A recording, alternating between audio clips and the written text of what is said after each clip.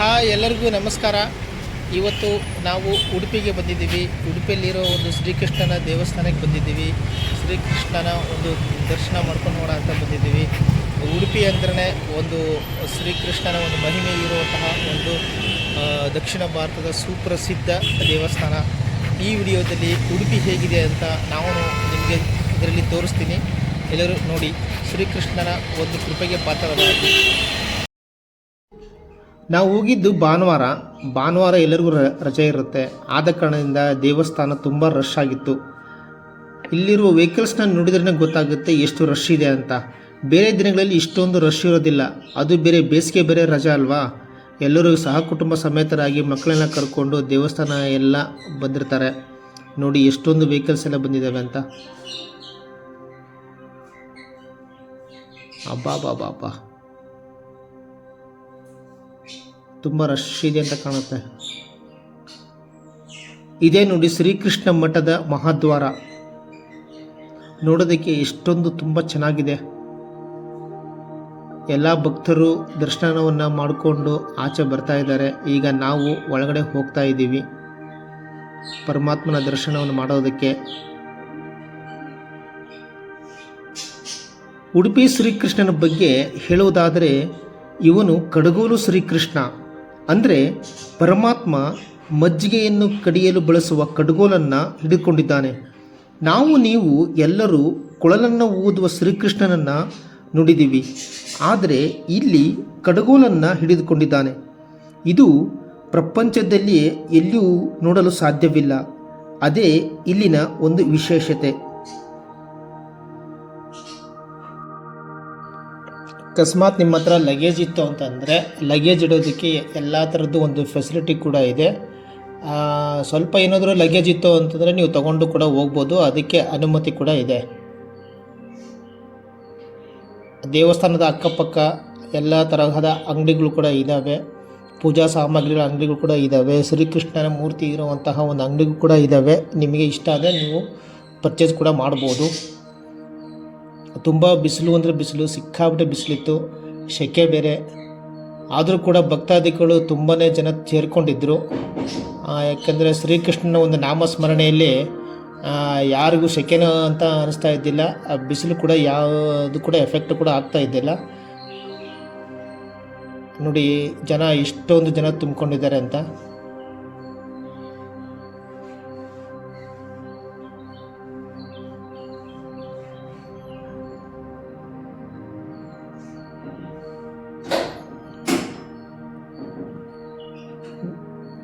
ಇದು ಗರ್ಭಗುಡಿಗೆ ಒಳಗಡೆ ಹೋಗೋದಕ್ಕೆ ದಾರಿ.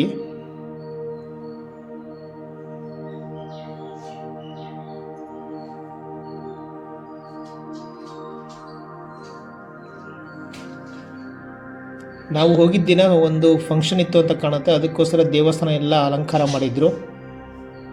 ನೋಡಿ ಕಮಾನು ಕೂಡ ಮಾಡಿದ್ದಾರೆ. ದೇವಸ್ಥಾನ ಅಂತೂ ನೋಡೋದಕ್ಕೆ ತುಂಬಾ ಚೆನ್ನಾಗಿದೆ. ಒಂದು ಸಾರಿ ನೀವು ಕುಟುಂಬ ಸಮೇತರಾಗಿ ಉಡುಪಿಯ ಶ್ರೀಕೃಷ್ಣನ ದೇವಸ್ಥಾನಕ್ಕೆ ಭೇಟಿ ಕೊಡಿ, ತುಂಬ ಒಳ್ಳೆಯದಾಗುತ್ತೆ. ನೋಡಿ ಎರಡು ದಾರಿಯಲ್ಲಿ, ಒಂದು ದಾರಿಗೆ ಅನ್ನಛತ್ರಕ್ಕೆ ಹೋಗೋ ದಾರಿ, ಇನ್ನೊಂದು ದಾರಿ ಶ್ರೀಕೃಷ್ಣ ದೇವಸ್ಥಾನದ ಒಳಗಡೆ ಹೋಗೋದಕ್ಕೆ ದಾರಿ. ಇದು ಅನ್ನಛತ್ರ. ನಾವು ಒಳಗಡೆ ಹೋಗ್ತಾ ನೋಡ್ತಾ ಇದ್ದೆ ಅಂದರೆ ಅಲ್ಲಿ ಕ್ಯೂ ಕೂಡ ಇತ್ತು, ತುಂಬ ರಶ್ ಇತ್ತು. ಸ್ಪೆಷಲ್ ದರ್ಶನ ಕೂಡ ಇದೆ. ಅದಕ್ಕೋಸ್ಕರ 150 ರೂಪಾಯಿಯನ್ನು ಕೊಟ್ಟು ಒಂದು ಟೋಕನ್ ತಗೊಂಡು ಒಳಗಡೆ ಹೋಗಬೇಕು. ಆದರೆ ಕ್ಯೂ ಅಲ್ಲಿ ನಿಂತ್ಕೊಂಡು ಹೋಗಿ ಶ್ರೀಕೃಷ್ಣ ದರ್ಶನ ಮಾಡಿದರೆ ಒಳ್ಳೆಯದು. ನೋಡಿ ಎಷ್ಟು ಜನ ಇದ್ದಾರೆ ಅಂತ. ತುಂಬ ರಶ್ ಇತ್ತು. ಸ್ವಲ್ಪ ಜನ ಕ್ಯೂ ಅಲ್ಲಿ ನಿಂತ್ಕೊಳ್ಳೋಕ್ಕಾಗದೇ ವಾಪಸ್ ಕೂಡ ಹೋದರು ಸ್ಪೆಷಲ್ ದರ್ಶನಕ್ಕೆ ಹೋಗೋದಕ್ಕೆ. ಆದರೆ ನಾವು ಕ್ಯೂ ಅಲ್ಲಿ ನಿಂತ್ಕೊಂಡೆ ನಾವು ದರ್ಶನ ಮಾಡ್ಕೊಂಡು ಬಂದ್ವಿ. ತುಂಬ ಜನ ಕೂಡ ವೇಟಿಂಗ್ ಮಾಡ್ತಾ ಇದ್ರು. ಪಕ್ಕದಲ್ಲೇ ಕಲ್ಯಾಣಿ ಕೂಡ ಇದೆ. ಆ ಕಲ್ಯಾಣಿಯಿಂದ ಒಂದು ತಂಪಾದ ಗಾಳಿ ಬೀಸ್ತಾ ಇತ್ತು. ಅದಕ್ಕೆ ಯಾರಿಗೂ ಸೆಕೆ ಅಂತ ಅನ್ನಿಸ್ಲೇ ಇಲ್ಲ.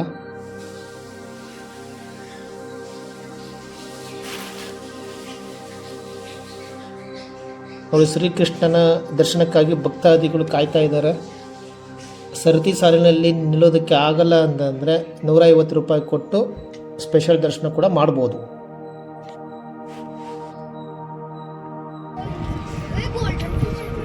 ಇದು ನೋಡಿ ಉಡುಪಿ ಕಲ್ಯಾಣಿ. ಈ ಕಲ್ಯಾಣಿಯಲ್ಲಿ ಚಿಕ್ಕ ಚಿಕ್ಕ ಮೀನುಗಳು ಕೂಡ ಇದ್ದಾವೆ. ಅದನ್ನು ದೇವರ ಮೀನು ಅಂತ ಕೂಡ ಕರೀತಾರೆ. ಒಂದು ಸಾರಿ 15ರಿಂದ 20 ಜನನ ಒಳಗಡೆ ಬಿಡ್ತಾರೆ. ಕರೆಕ್ಟಾಗಿ 12 ಗಂಟೆಗೆ ಮಹಾಪೂಜೆ ನಡೆಯುತ್ತೆ. ಅಂತಹ ಒಂದು ಸಮಯದಲ್ಲಿ ಯಾರಿಗೂ ಕೂಡ ಅಲವಿಲ್ಲ. 1 ಅವರು ನಾವು ಕ್ಯೂನಲ್ಲೇ ವೇಟಿಂಗ್ ಮಾಡಬೇಕು. ಆ ಮಹಾಮಂಗಳಾರತಿ ಆಗಿದ ಮೇಲೆ ಎಲ್ಲರನ್ನೂ ಬಿಡ್ತಾರೆ. ಈಗ ನಾವು ದರ್ಶನವನ್ನು ಮುಗಿಸ್ಕೊಂಡು ಆಚೆ ಬಂದ್ವಿ. ಇಲ್ಲಿಂದ ಅನ್ನಪ್ರಸಾದಕ್ಕೆ ನಾವು ಹೋಗ್ತಾ ಇದ್ದೀವಿ. ಕ್ಯೂ ಅಲ್ಲೇ ನಿಂತ್ಕೊಂಡು ಮಕ್ಕಳೆಲ್ಲ ತುಂಬ ಸುಸ್ತಾಗಿದ್ದರು. ಅಲ್ಲೇ ಸ್ವಲ್ಪ ರೆಸ್ಟ್ ಕೂಡ ತಗೊಂಡ್ವಿ. ಶ್ರೀಕೃಷ್ಣನ ಬಗ್ಗೆ ಎಲ್ಲ ತರಹದ ಒಂದು ಲೇಖನಗಳನ್ನು ಬರೆದಿದ್ದಾರೆ. ನಾವು ಓದ್ಕೊಂಡು ಮುಂದೆ ಹೋಗ್ತಾ ಇದ್ವಿ. ಒಳಗಡೆ ಕೂಡ ಸ್ವಲ್ಪ ಅಂಗಡಿಗಳು ಕೂಡ ಇದೆ. ಪ್ರಸಾದವನ್ನು ಹಂಚೋ ಒಂದು ಅಂಗಡಿ ಕೂಡ ಇದ್ದಾವೆ. ಲಡ್ಡು, ಪಂಚಕಜ್ಜಾಯ ಎಲ್ಲ ಸಿಗುತ್ತೆ.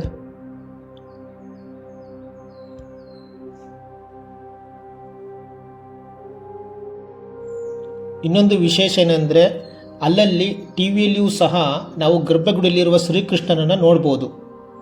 ದೇವಸ್ಥಾನ ಒಳಗಡೆ ಫೋಟೋ ಮತ್ತು ವಿಡಿಯೋ ಮಾಡೋಕ್ಕೆ ಅನುಮತಿ ಇಲ್ಲ. ಒಳಗಡೆ ಹೋಗುವಾಗ ಅಕ್ಕಪಕ್ಕದಲ್ಲಿ ಶ್ರೀಕೃಷ್ಣನ ಸಂದೇಶಗಳನ್ನು ಕೂಡ ನಾವು ಕಾಣಬಹುದು. ಅವುಗಳನ್ನು ಓದಿಕೊಂಡು ನಾಮಸ್ಮರಣೆ ಮಾಡುತ್ತಾ ಶ್ರೀಕೃಷ್ಣನ ದರ್ಶನ ಮಾಡಿದರೆ ಎಲ್ಲರಿಗೂ ಒಳ್ಳೆಯದಾಗುತ್ತೆ. ಇಲ್ಲಿ ಪರಮಾತ್ಮನನ್ನು ನಾವು ಒಂದು ಚಿಕ್ಕ ಕಿಟಕಿಯಲ್ಲಿ ನೋಡಲು ಮಾತ್ರ ಸಾಧ್ಯ. ಅದು ದೀಪದ ಬೆಳಕಿನಲ್ಲಿ ಮಾತ್ರ ನೋಡಬಹುದು. ಎಷ್ಟು ನೋಡಿದರೂ ಕೂಡ ಸಾಲೋದಿಲ್ಲ. ಇನ್ನೊಂದು ವಿಶೇಷವಾದ ಒಂದು ವಿಷಯನ ನಿಮಗೆ ಹೇಳಲೇಬೇಕು. ಉಡುಪಿ ಭಟ್ಟರಿಗೆ ಪ್ರಪಂಚದಲ್ಲಿಯೇ ಒಂದು ವಿಶೇಷವಾದ ಸ್ಥಾನಮಾನವಿದೆ. ಯಾಕೆಂದರೆ ಅವರ ಅಡುಗೆ ಮಾಡುವ ಶೈಲಿ ಎಲ್ಲರಿಗೂ ಕೂಡ ಇಷ್ಟವಾಗುತ್ತದೆ. ಅದಕ್ಕೆ ಕಾರಣ ಉಡುಪಿಯ ಮಹಾರಾಜ. ಅದಕ್ಕೆ ಒಂದು ಚಿಕ್ಕದಾದ ಕಥೆ ಇದೆ. ಅದು ಏನೆಂದರೆ, ಮಹಾಭಾರತದಲ್ಲಿ ಕುರುಕ್ಷೇತ್ರದ ಯುದ್ಧದ ಸಮಯದಲ್ಲಿ ಪಾಂಡವರ ಪರವಾಗಿ ಉಡುಪಿಯ ಮಹಾರಾಜ ಪಾಲ್ಗೊಂಡಿದ್ದರಂತೆ.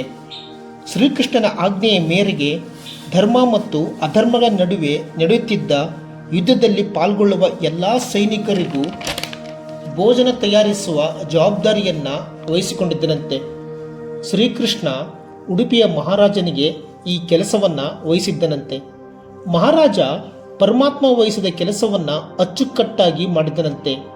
ಆ ಒಂದು ಕಾರಣದಿಂದಲೇ ಇಂದಿಗೂ ಸಹ ಉಡುಪಿ ಅಡುಗೆ ಭಟ್ಟರು ಅಂದರೆ ಒಂದು ವಿಶೇಷವಾದ ಸ್ಥಾನವಿದೆ. ಎಂತಹ ಅದ್ಭುತ ಅಲ್ವಾ?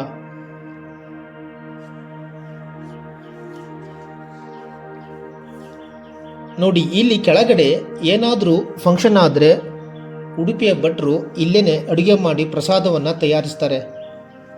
ಈಗ ನಾವು ಪ್ರಸಾದ ಸ್ವೀಕಾರ ಮಾಡೋದಕ್ಕೆ ಹೋಗ್ತಾ ಇದ್ದೀವಿ. ನೋಡಿ, ಎಷ್ಟು ಜನ ಭಕ್ತರು ಪ್ರಸಾದವನ್ನು ಸ್ವೀಕಾರ ಮಾಡ್ತಾ ಇದ್ದಾರೆ.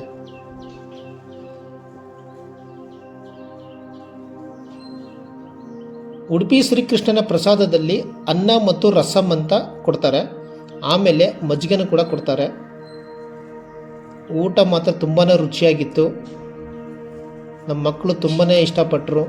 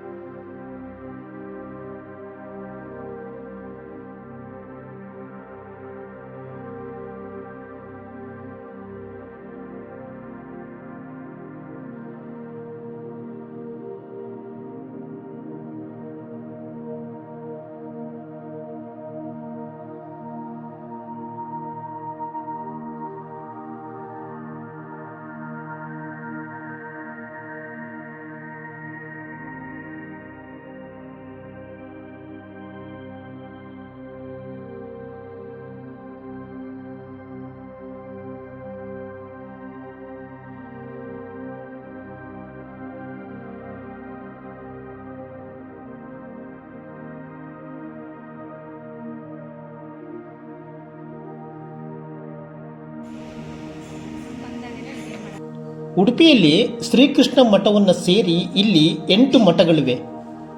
ಒಂದೊಂದು ಮಠನೂ ಸಹ ಒಂದೊಂದು ವಿಶೇಷತೆಯನ್ನು ಒಳಗೊಂಡಿದೆ. ಶ್ರೀಕೃಷ್ಣನ ದೇವಸ್ಥಾನದ ಪಕ್ಕನೆ ಪರಮೇಶ್ವರನ ದೇವಸ್ಥಾನವಿದೆ. ಅದು ಶ್ರೀ ಚಂದ್ರಮೌಳೇಶ್ವರ ದೇವಸ್ಥಾನ.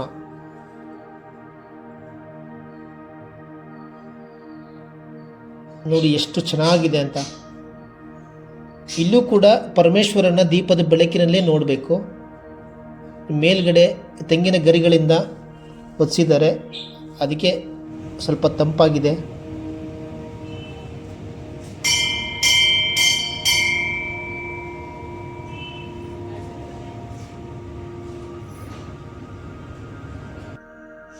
ಹೇಗಿತ್ತು ಸೆಂಟರ್? ಶ್ರೀಕೃಷ್ಣ ಹೇಗಿದ್ದ? ಚೆನ್ನಾಗಿದ್ದ ನೋಡೋಕ್ಕೆ? ತುಂಬ ಅಲಂಕಾರ ಮಾಡಿದ್ರಲ್ಲ ಇವತ್ತು. ಹಾಂ, ಇವತ್ತು ಭಾನುವಾರ ಅಲ್ಲ, ಅದಕ್ಕೋಸ್ಕರ ತುಂಬ ರಶ್. ಅದು ಬಿಸಿಲು ಬೇರೆ ತುಂಬ ಇದೆಯಲ್ಲ, ಅದಕ್ಕೋಸ್ಕರ ಅಷ್ಟೇ. ನಿನ್ನೆ ಸಾಯಂಕಾಲ ಅಷ್ಟೊಂದು ರಶ್ ಇರೋದಿಲ್ಲ. ನೇರವಾಗಿ ದರ್ಶನಕ್ಕೆ ಇಲ್ಲಿಂದ ನಾವು ಇಲ್ಲಿ ಎಂಟ್ರಿ ಕೊಟ್ಟವಲ್ಲ ಫಸ್ಟು, ಅಲ್ಲಿಂದಲೇ ಎಂಟ್ರಿ ಇದು ಮಾಡ್ತಾರೆ. ರಶ್ ಇತ್ತು ಅಂದರೆ ನಮ್ಮ ಮತ್ತೆ ಅಲ್ಲಿಂದ ಸುತ್ತರ್ಕೊಂಡು ಇಲ್ಲಿ ಬರೋ ಅಷ್ಟೊತ್ತಿಗೆ ಮಧ್ಯಾಹ್ನ ಆಗಿಬಿಡುತ್ತೆ. ಈ ಬಿಸಿಲಲ್ಲ, ಅದಕ್ಕೋಸ್ಕರ ಸ್ವಲ್ಪ ಇದೆ ಅಷ್ಟೇ. ಹಾಂ, ಬೇಗನೆ ಆಯ್ತು. ಅಂದರೆ ಒಂದೊಂದು ಸಾರಿಗೆ ಒಂದು 15-20 ಜನ ಬಿಟ್ಬಿಡ್ತಾರ. ಮತ್ತೆ ಅಲ್ಲಿ ಸುತ್ತರ್ಕೊಂಡು ದರ್ಶನ ಮುಗಿಸ್ಕೊಂಡು ಹೋಗೋಷ್ಟೊತ್ತಿಗೆ ಇದಾಗುತ್ತೆ.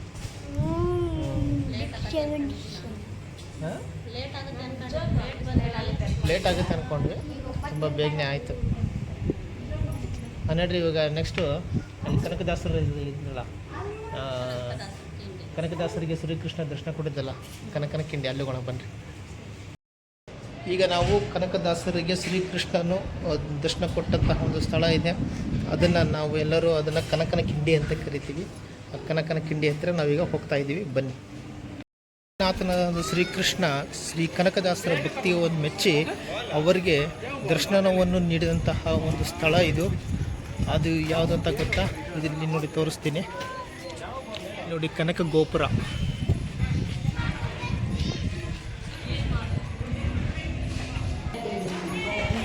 ನೋಡಿ, ಶ್ರೀಕೃಷ್ಣ ಕನಕದಾಸರಿಗೆ ದರ್ಶನ ನೀಡಿದಂತಹ ಇದನ್ನು ನಾವು ಕನಕನ ಕಿಂಡಿ ಅಂತ ಕರೀತಾರೆ.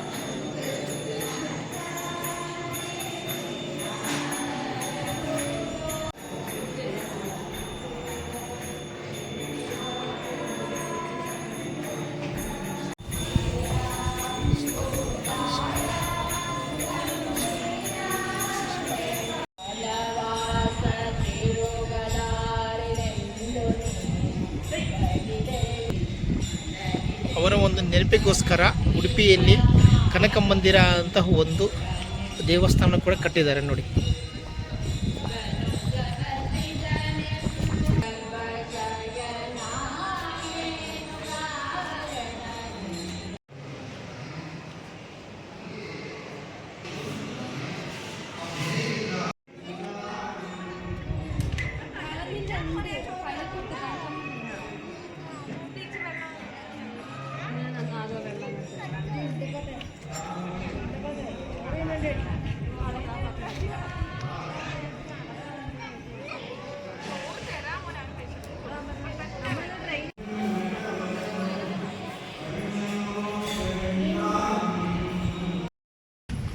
ಉಡುಪಿಗೆ ಭಾನುವಾರ ಬಂದರೆ ಮಾತ್ರ ತುಂಬಾ ರಶ್ ಇರುತ್ತೆ. ಆದಷ್ಟು ಸ್ವಲ್ಪ ಭಾನುವಾರ ಬಿಟ್ಟು ಬೇರೆ ದಿನ ಬರೋದಕ್ಕೆ ಪ್ರಯತ್ನ ಮಾಡಿ. ಆವಾಗ ದೇವಸ್ಥಾನದಲ್ಲಿ ಅಷ್ಟೊಂದೇನು ರಶ್ ಇರೋದಿಲ್ಲ. ಈಸಿಯಾಗಿ ನಾವು ದರ್ಶನ ಕೂಡ ಮಾಡ್ಕೋಬೋದು. ಇಷ್ಟೊತ್ತವರೆಗೂ ನಾವು ಶ್ರೀಕೃಷ್ಣನ ದರ್ಶನ ಮುಗಿಸ್ಕೊಂಡು ಈಗ ಮತ್ತೆ ವಾಪಸ್ ಹೋಗ್ತಾ ಇದ್ದೀವಿ. ಈ ವಿಡಿಯೋ ನಿಮಗೆ ಇಷ್ಟ ಆಯಿತು ಅಂತ ಅಂದ್ಕೊತಾ ಇದ್ದೀನಿ. ಅಕಸ್ಮಾತ್ ಈ ವಿಡಿಯೋ ನಿಮಗೆ ಇಷ್ಟ ಆಯಿತು ಅಂತಂದರೆ ಪ್ಲೀಸ್ ನಮ್ಮ ಚಾನಲ್ಗೆ ಸಬ್ಸ್ಕ್ರೈಬ್ ಮಾಡಿ, ಲೈಕ್ ಮಾಡಿ, ಹಾಗೆಯೇ ಶೇರ್ ಕೂಡ ಮಾಡಿ.